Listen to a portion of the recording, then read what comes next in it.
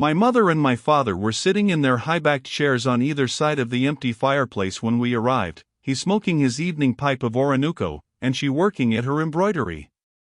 The moment that I opened the door, the man whom I had brought stepped briskly in, and bowing to the old people began to make glib excuses for the lateness of his visit, and to explain the manner in which we had picked him up. I could not help smiling at the utter amazement expressed upon my mother's face as she gazed at him, for the loss of his jackboots exposed a pair of interminable spindle-shanks which were in ludicrous contrast to the baggy low-country knee breeches which surmounted them. His tunic was made of coarse sad-colored kersey stuff with flat new gilded brass buttons, beneath which was a whitish calamanca vest edged with silver. Round the neck of his coat was a broad white collar after the Dutch fashion, out of which his long scraggy throat shot upwards with his round head and bristle of hair balanced upon the top of it, like the turnip on a stick at which we used to throw at the fairs. In this guise he stood blinking and winking in the glare of light, and pattering out his excuses with as many bows and scrapes as Sir Peter Whitling in the play. I was in the act of following him into the room, when Reuben plucked at my sleeve to detain me. "Nay, I won't come in with you, Micah," said he, "there's mischief likely to come of all this. My father may grumble over his beer jugs, but he's a churchman and a Tantivy for all that. I'd best keep out of it."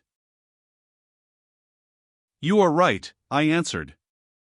"There is no need for you to meddle in the business. Be mum as to all that you have heard."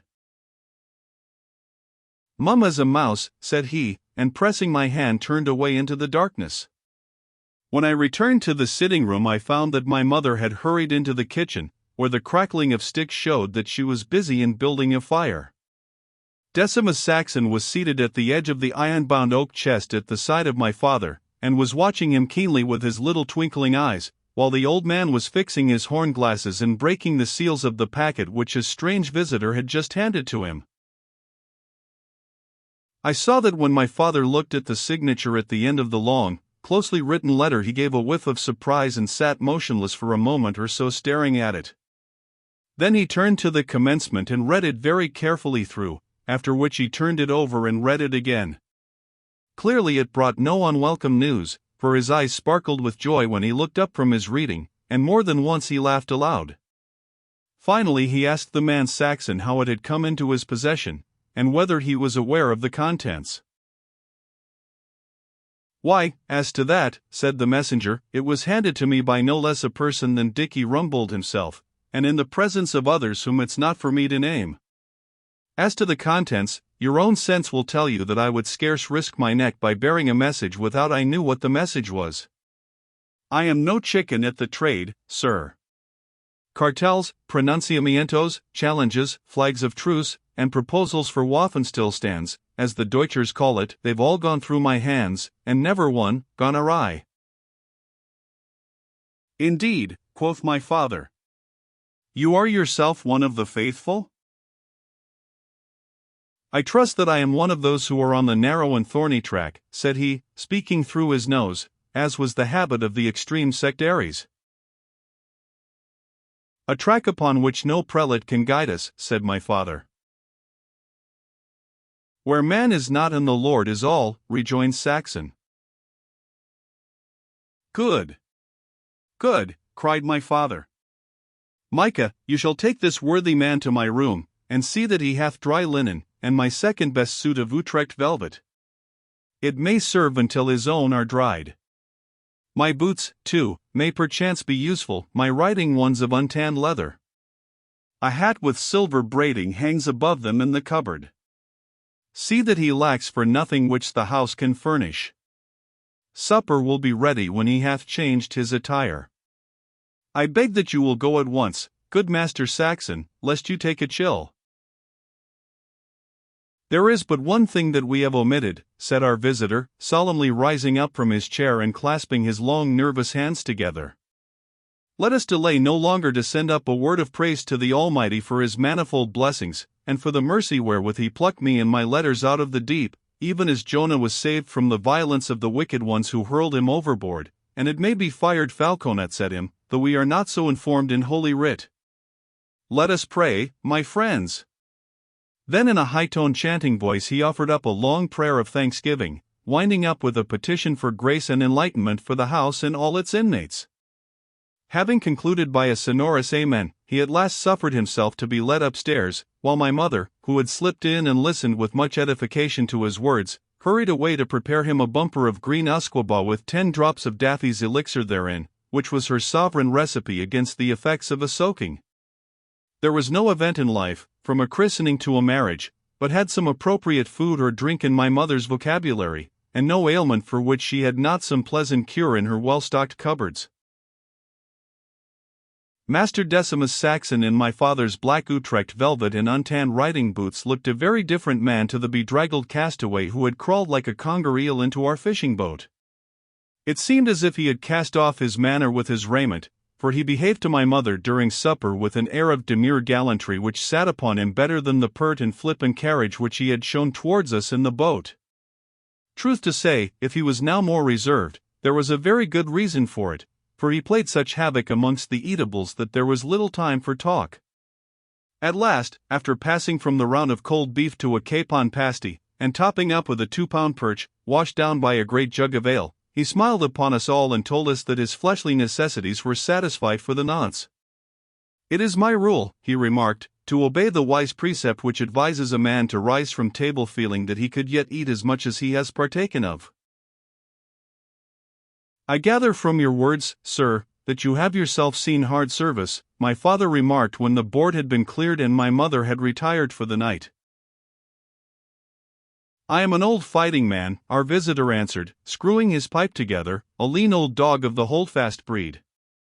This body of mine bears the mark of many a cut and slash received for the most part in the service of the Protestant faith, though some few were caught for the sake of Christendom in general when warring against the Turk. There is blood of mine, sir, spotted all over the map of Europe. Some of it, I confess, was spilled in no public cause, but for the protection of mine own honor in the private duello or holmgang, as it was called among the nations of the north. It is necessary that a cavaliero of fortune, being for the greater part a stranger in a strange land, should be somewhat nice in matters of the sort, since he stands, as it were, as the representative of his country, whose good name should be more dear to him than his own. Your weapon on such occasions was, I suppose, the sword?" my father asked, shifting uneasily in his seat, as he would do when his old instincts were waking up. "Broadsword, rapier, toledo, spontoon, battle-axe, pike or half-pike, morgenstiern, and halbert. I speak with all due modesty, but with backsword, sword and dagger, sword and buckler, single falchion, case of falchions, or any other such exercise, I will hold mine own against any man that ever wore neat's leather, save only my elder brother Quartus."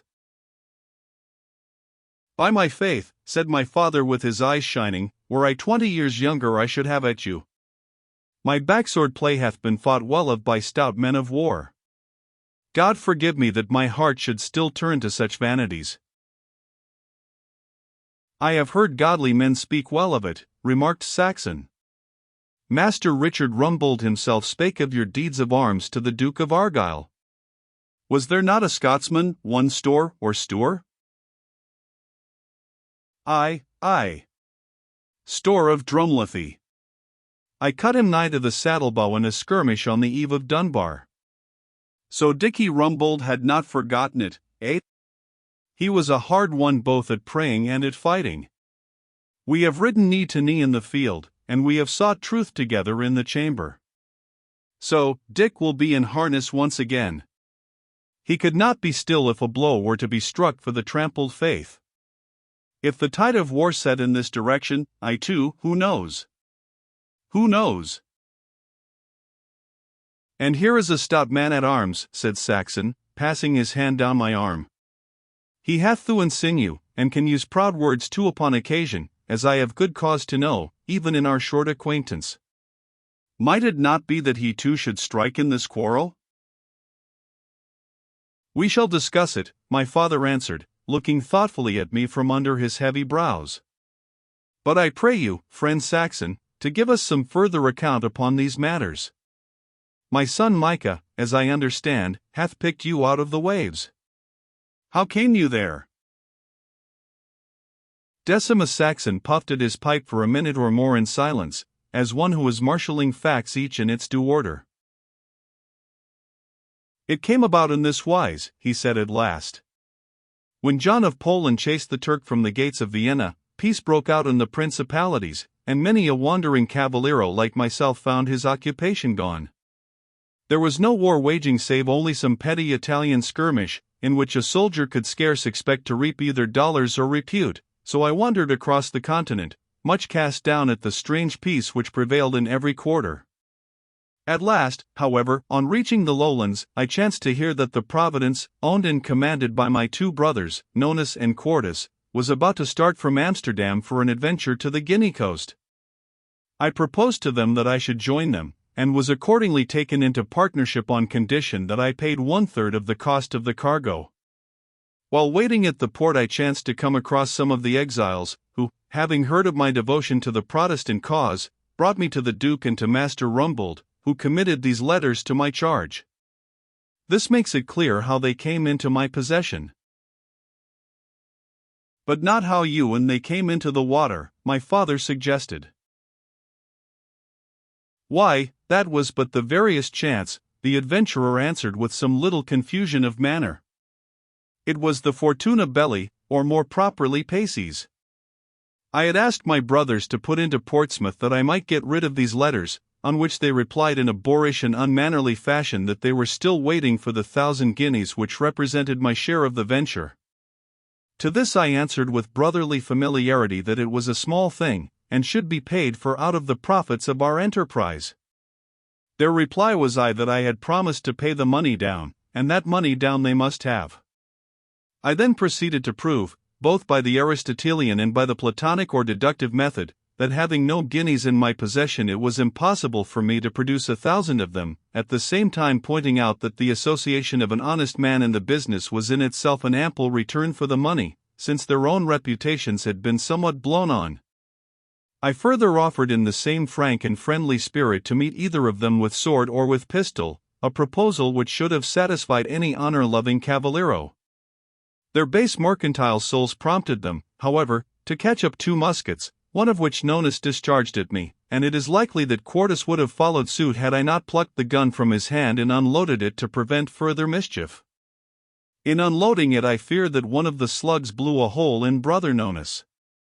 Seeing that there was a chance of further disagreements aboard the vessel, I at once decided to leave her, in doing which I was forced to kick off my beautiful jackboots, which were said by Vansidars himself to be the finest pair that ever went out of his shop, square-toed, double-soled, alas!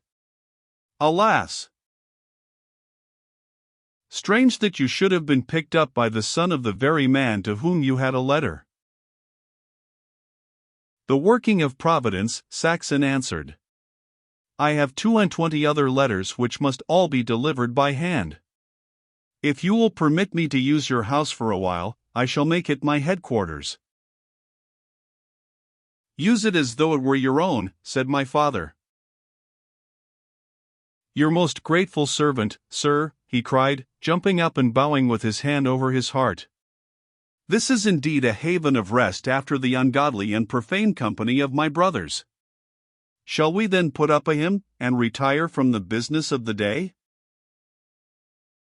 My father willingly agreed, and we sang "Oh, Happy Land," after which our visitor followed me to his room, bearing with him the unfinished bottle of usquebaugh which my mother had left on the table. He took it with him, he explained, as a precaution against Persian ague, contracted while battling against the Ottoman, and liable to recur at strange moments. I left him in our best spare bedroom, and returned to my father, who was still seated, heavy with thought, in his old corner. What think you of my find, Dad? I asked. A man of parts and of piety, he answered, but in truth he has brought me news so much after my heart, that he could not be unwelcome were he the Pope of Rome. What news, then? This, he cried joyously, plucking the letter out of his bosom. I will read it to you, lad. Nay, perhaps I had best sleep the night upon it, and read it tomorrow when our heads are clearer. May the Lord guide my path, and confound the tyrant. Pray for light, boy, for my life and yours may be equally at stake.